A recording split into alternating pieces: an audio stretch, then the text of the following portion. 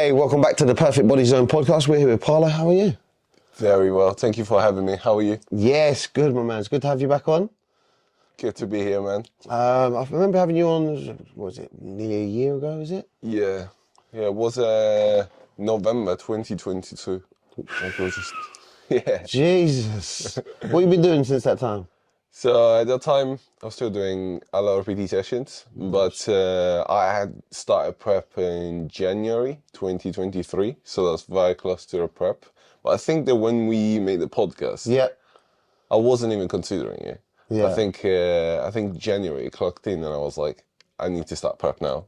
I've been talking about this for too long. Time to make it happen. Yeah. And then just life went crazy after that. But I'm sure we'll talk about it later on. So how difficult was the prep? I think it was in stages, okay? Yeah. So it starts with, I'm going to do it. The excitement is high. You get a coach. You start the process. I'm doing this now. Everything is great because you have that goal. And it starts off very nice. 8 weeks later, there's a first social event you're going to have to maybe say no to. And it's so good because I'm on prep. And then maybe 10 weeks later, there's a wedding. And it's all good. We're going to do it, but I'm on prep. So I think the wedding itself could have gone better, but it was my first prep. So some mistakes were made. If my work was purely like digital and I was an online coach then, I think it would have been easier. Yeah. But because I was doing a lot of sessions on the gym floor and also being on a diet and also doing a lot of cardio and training hard every single day, Yeah. doing 6 or 7 PT sessions a day wasn't the easiest thing in the world. No. So that was left me with very, very, very little energy. So it was like 3 or 4 p.m. already. I was dead. I could have gone to bed. But that was for sure an experience. I reckon the energy levels towards the end of the day were the worst thing. And just being hungry all the time. Just finish a meal, you're hungry. So I had to develop a technique to like eat as slowly as I possibly could. Yeah. So I could spend as long as possible eating. And that was the thing that helped me the most. But the first 10 weeks of the prep were easy. It was just like a cut. Is to get to the next level condition. Yeah. When you're already very lean and your coach tells you, we're nowhere near done, mate. Oh. And you're like, oh, wow, am I going to get way leaner than this? And that is the process. How did you tackle the energy, low energy and the fatigue and, feeling drained all the time? Was it like dependent on caffeine or was it just trying to stay as healthy as possible? I was a caffeine junkie. Yeah. I still am. I still am. So it's not like things have changed. I was a caffeine junkie, but caffeine only helps you so much. Yeah. Caffeine doesn't give you energy, it gives you awareness. So you can still be aware, still be dead.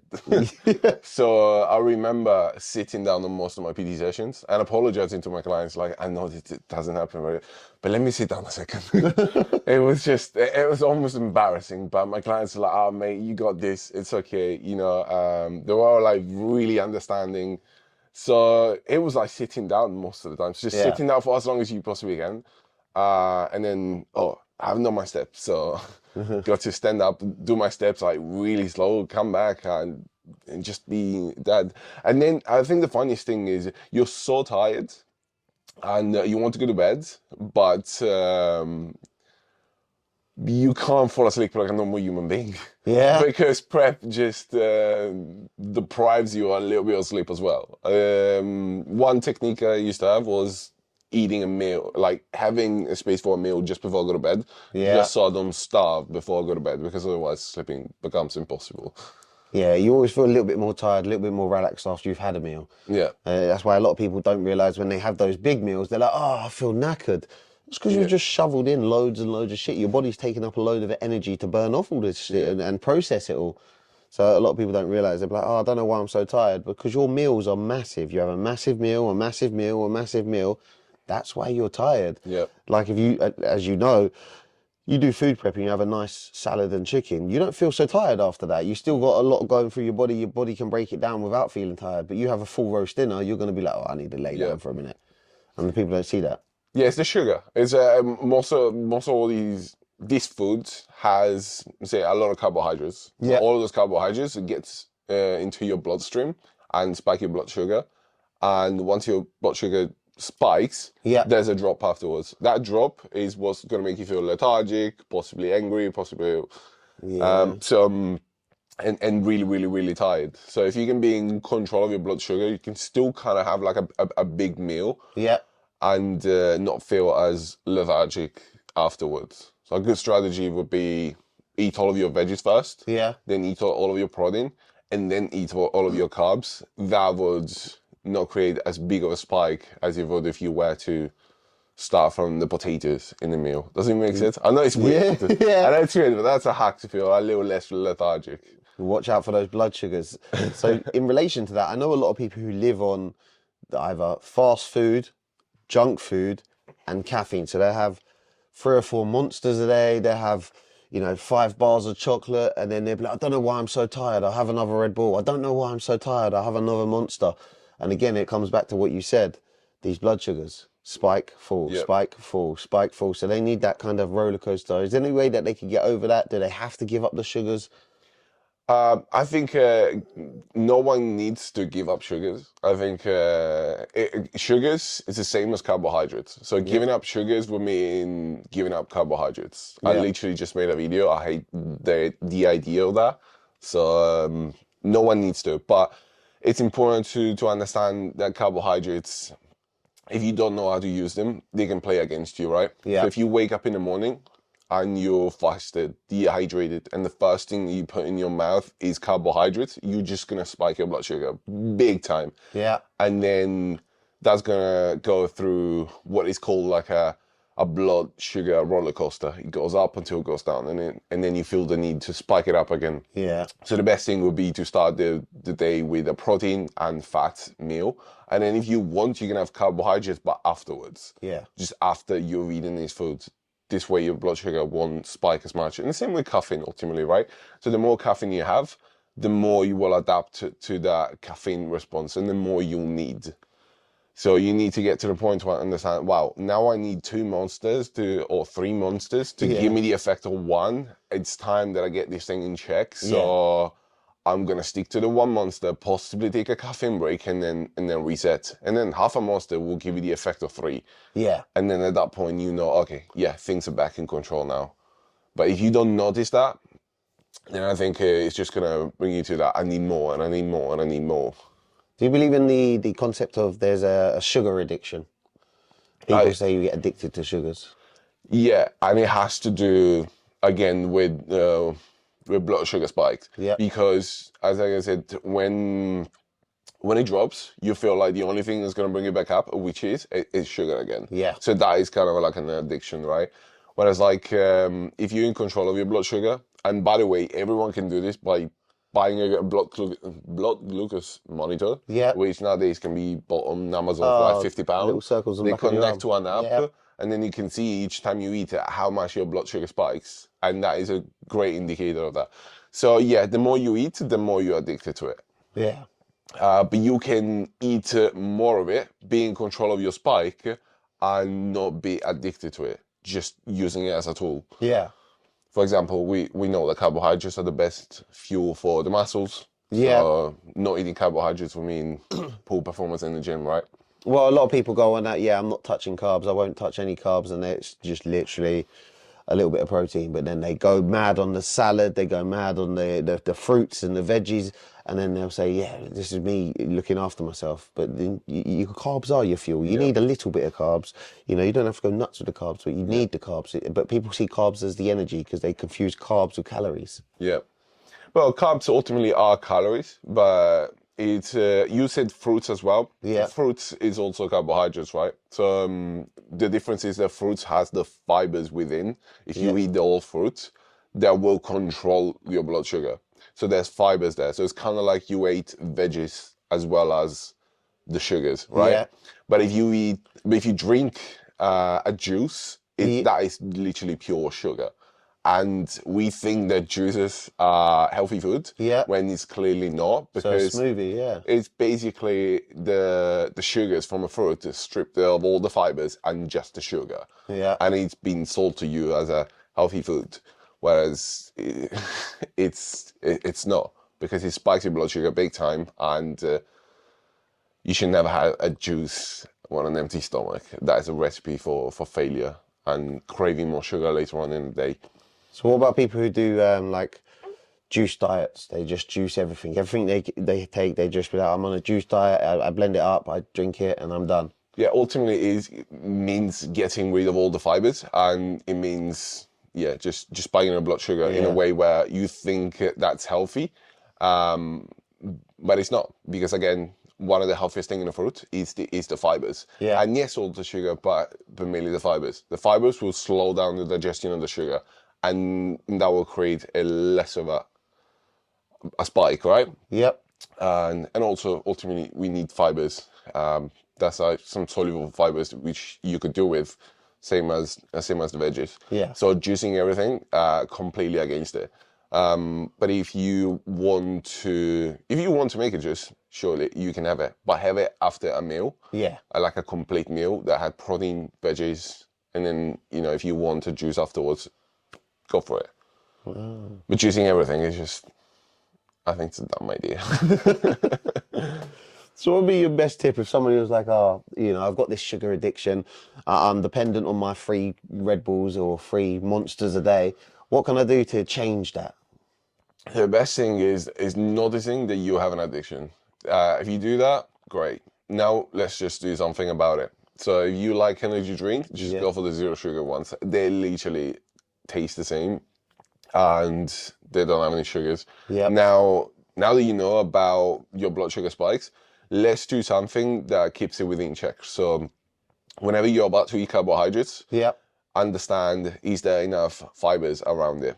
The way I like to think about it is look at the volume of carbohydrates that you have and trying to have just as much volume of fibers and protein. So if I have 2 bagels, I'm going to have a full-on chicken breast and 2 handful of veggies. That would be pretty much the volume of 2 bagels. Do you know what I mean? So you would eat the fibers and the protein first, and that would create less of a blood sugar spike. But now let's talk about training windows. I think during training windows, when you are about to go and train, and when you've just trained, you want to, before training, make sure that you have enough energy. So you want to eat carbohydrates so they convert into glycogen, and you can use that food for energy. And then after the gym, you want to make sure to replenish that glycogen. So before and after training, spiking your blood sugar doesn't matter, because you are going to be using that fuel for muscles, providing that your workout is worth it.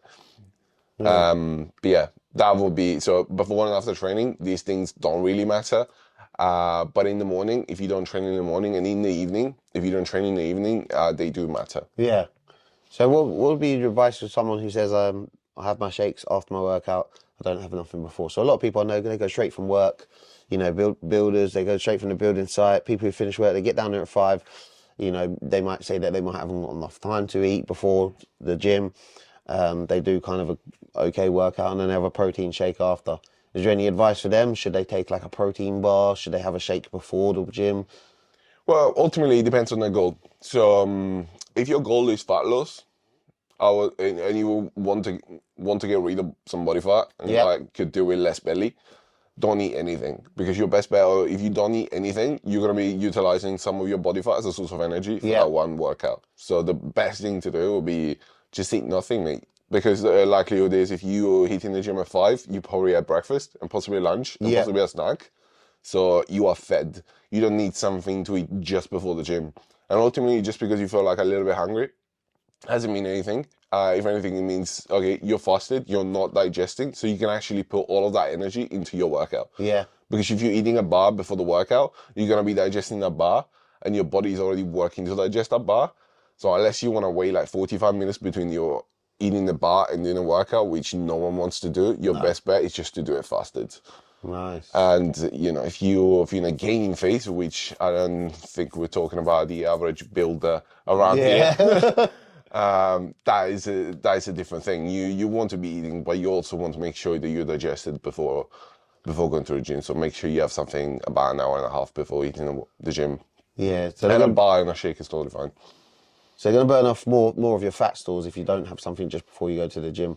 Yeah, because you've been eating all day anyway. Obviously, at work, everybody has their lunch, everybody has their breaks. Yeah, so you've already eaten some energy, foods. Yeah. And then you want to be using that food for energy. But you don't need to be eating something just before the gym. In fact, your best workouts will always be fasted because your body's doing nothing then. So yeah, might as well use all that energy for the workout. What about a lot of people do the fasted cardio in the morning. So people wake up in the morning, they have their black coffee and they go do some fasted cardio or a good workout because it helps burn off a lot more of the fat because you're getting up and you're just burning fat stores because you haven't put nothing back into your body yet. Yeah, so what we know is that fasted cardio doesn't have any additional benefits in terms of fat loss or fat oxidation. We now know that. You can do fasted cardio because you want to spend more time without eating in order to create a fasting window and then push the food until later. It's a great strategy. You want to do fasted cardio because the moment you're not hungry, because you're very light and you want to use that energy, that's totally fine. Yeah. Then do it. There's some research that suggests that people who use performance enhancing drugs will benefit from fasted cardio a little bit more, but I don't know enough about that to talk about that. But for people who are not taking PEDs and are natural, doing fasted cardio or fed cardio is the same thing. Yeah. I personally prefer doing fasted cardio only in the morning because I'm naturally not hungry. But if I'm doing it in the afternoon, I like to be fed because my output is higher. I can burn more calories and have a much better session overall. And I've done that in prep. Pretty much almost all of my cardio was fed because from fasted, very little body fat, my energy was very low. Yeah. I used to finish the session with, I felt like I gave my all and I burned like less than half the calories that I used to burn. Yeah. And I realized that was also a very difficult session. So it doesn't have any additional benefits to answer your question. Yeah. And it's all depending on the kind of goal that you have and when you feel hungry. But if you're in PEDs, it's a whole other thing. Oh, I think so. If you're on gear, go for your fasted cardio. And I mean, I don't know many people on gear, just like 90% of the people who go to the gym. You know, there's a big shady area about the gear. You know, a lot of people who are on gear say that they're not on gear. A lot of people who like to openly. I think people should openly talk about it. You know, it's not the kind of the taboo a lot of people think it is. Yeah. And when you jump on gear, then you realise that so many people are on gear. It's not until you get to that point, and it's a crazy kind of lifestyle that a lot of people live. They live in denial. No, I'm natural, and I've known many guys. No, I'm natural, and they've said it for years and years and years. And then as soon as you say, "Oh, I'm taking a bit of test," they're like, "Yeah, I've done that."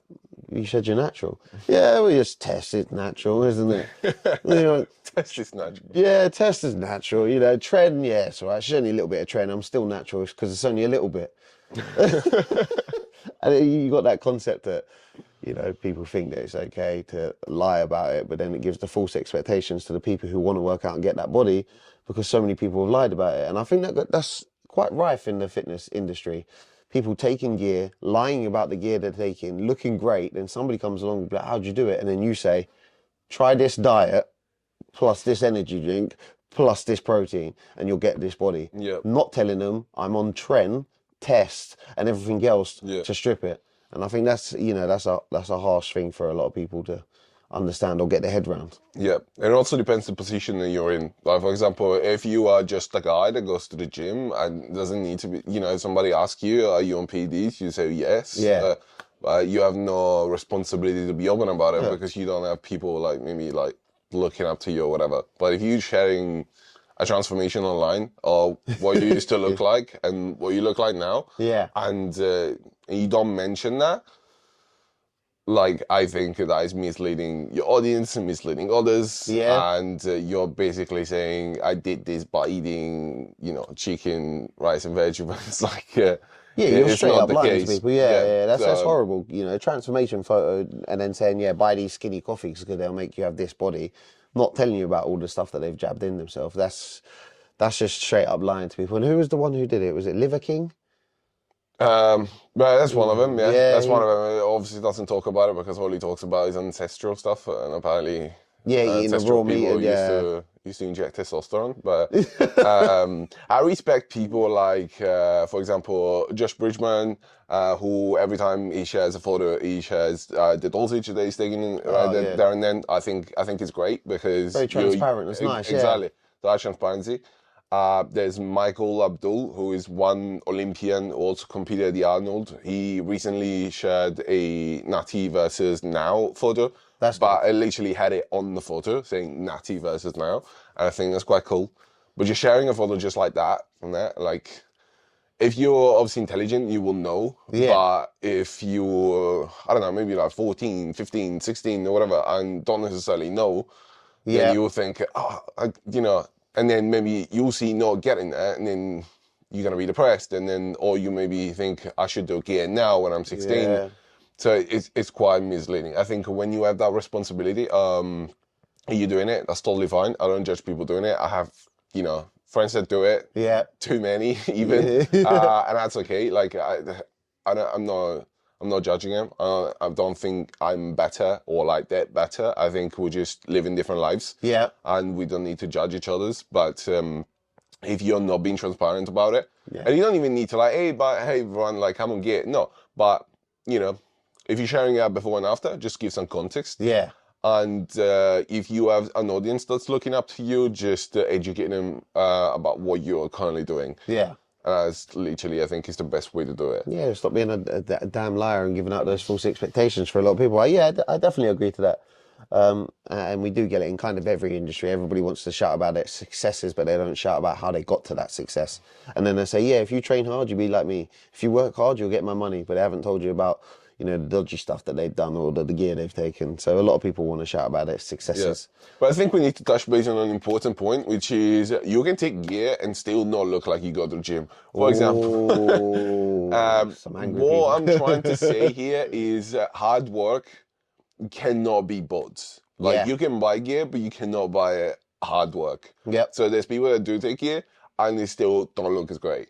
And there's Yeah, people I've met that many of take them. gear and they look insanely good. Yep. That's because, yes, they do take it, but they also do know what they're doing, and they Yeah. look insanely good because they're hard workers, Yeah. and their physiques show. Whereas, like, you have the people that do take it and don't look the part. But touching on that subject, you got, as you said, there's people who take gear who look terrible and people who take gear who look great. And touching on that, gear is not a magic drug. It won't just, or if I took loads and loads of gear, I wouldn't magically get muscles overnight. In a month's time, I wouldn't just have big biceps, great chest and abs. You have to work out for that gear to work. You're putting that substance in your body, those supplements, those things that make you better. But without the workout, without pushing yourself, without training, you then won't get the benefits of taking all that. It's like going on a diet, but still sitting on your ass doing the same thing. You're going to get minimal, but if you went on a diet plus you did a walk, you're going to get maximum results. So a lot of people get in the misconception of you've cheated. Oh, you cheated. Those gains don't count because you've took gear. Those gains do count because it talks for the training that you did while you're taking the substance. Yeah. And it's hard to get a lot of people's head around that. Yeah, exactly. And then you can also be consistent and still not give your all, not try performance, not care about your diet and this and that. And then maybe you hit the gym regularly, but you still don't look the part. So it's important to like gear won't give you the muscles. It will help you. It will help you faster, but only if you keep doing the work the way it's meant to be done. Yeah. So I just want to touch base on that because maybe people maybe listening to this will be like, just take gear and this will happen. You still have to work hard. Yeah, well, I get a lot of working at a nightclub. I get a lot of young people come up to me. Oh, Fats, I need to bulk up. How do I get to your size? Well, just know I'm over 30 and I've been training since I was 18. So to get to my size, it does take years. Plus, I've been on gear, not been on gear, done different proteins, done weight gainers. I've had different diets. I've been in bulking phases. So don't look at my chapter 20 when you're on chapter 1. Yeah.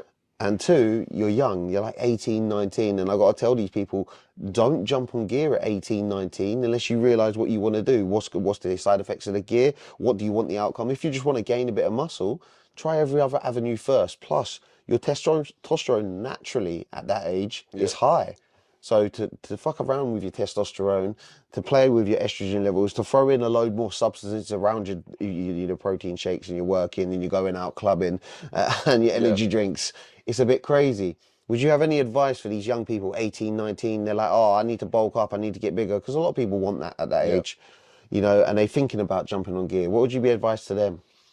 So the first thing is don't take gear. The first advice will be that when you're that age, you can look at the weights and get insights. Like, it's very important. Like consistency is what you need. Like you don't need to hit the gym like 7 days a week. Give yourself some rest and take care of your sleep for 2 reasons. Your muscles grow when you're at rest.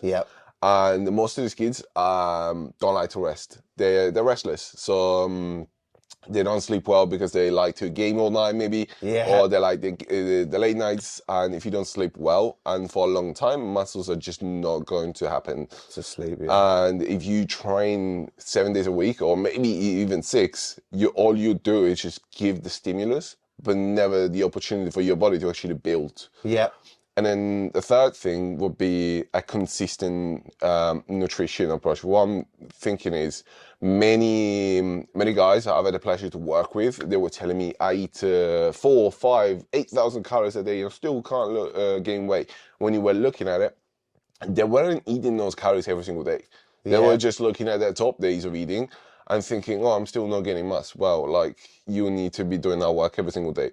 I'm not talking, no one needs to eat 8,000 calories, but give yourself a calorie goal that's going to put you in the surplus and just hit that every single day, no matter what. With sleep, with you training a maximum of 5 days a week, then that is definitely going to happen, providing you do progressive overloads, which at that age happens anyway, because you're very proud about the weight that you lift. So you're looking to lift a bit more each time. Now, all you have to do is just lift that weight properly. And if you do all these things, it's definitely going to happen, no matter what. It happens to everyone. It's a physiological process that happens. There's not genetic that will keep you small. As long as you do all these things consistently, it might take you slightly longer than others, but within a year, you should have at least gained like 15 kg out of it. Like, and I'm not talking about just muscle, I'm talking about overall, but you will be bigger. And then at some point, just do some small cuts to manage that fat accumulation, and then just keep doing the work. And yes, the more experience you become, the less muscles you'll gain. It's part of the game. But at that age, you'll gain so much muscles at the beginning. They're called newbie gains. They happen to everyone. Newbie gains, I like that. But sleep, nutrition, progressive overload, don't train too much, and train well, and muscles will happen, 100%. Happy days. So just wrapping up, where can everybody find you? So my main platform is Instagram. So Paolo_Palma 1, and that's me. One day we might do a YouTube, but for now it's just Instagram. Lovely. Hey guys, we're out. Peace. Thanks for coming on, bro. Thank you, man. Thank you for having me.